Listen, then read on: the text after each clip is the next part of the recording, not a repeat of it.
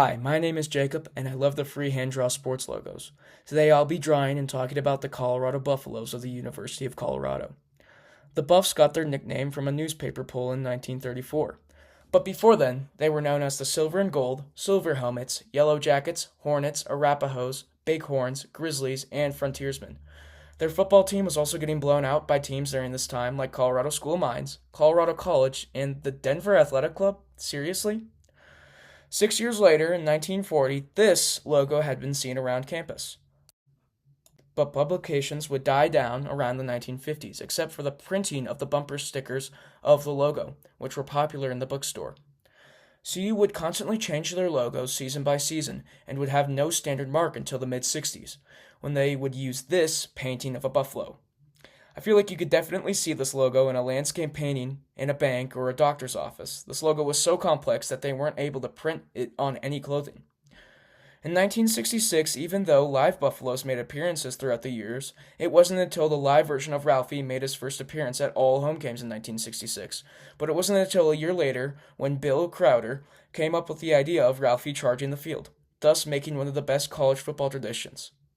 In 1969, they introduced the CU interlocking letters, which would appear first on football helmets and would be used as a primary logo for all sports for years to come. 10 years later, in 1979, the Buffs decided to put this logo on their helmet. The coach at the time, Chuck Fairbanks, wanted the team to look futuristic and wanted something like the Seattle Seahawks helmet. They tried to use this logo for football, but sadly, it was never used. I think it's a really interesting logo and a very important part of CU's history, so that's why I'm adding it to the drawing. In 1981, big changes were made to CU's brand. In May, they decided to change the color scheme to an Air Force blue. It's more of a powder blue and gold.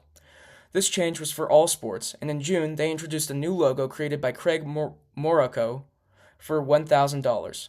When Chuck Fairbanks took a look at the new logo, he drew a long cigarette and said, quote unquote, "Shit, it looks like a fucking pig."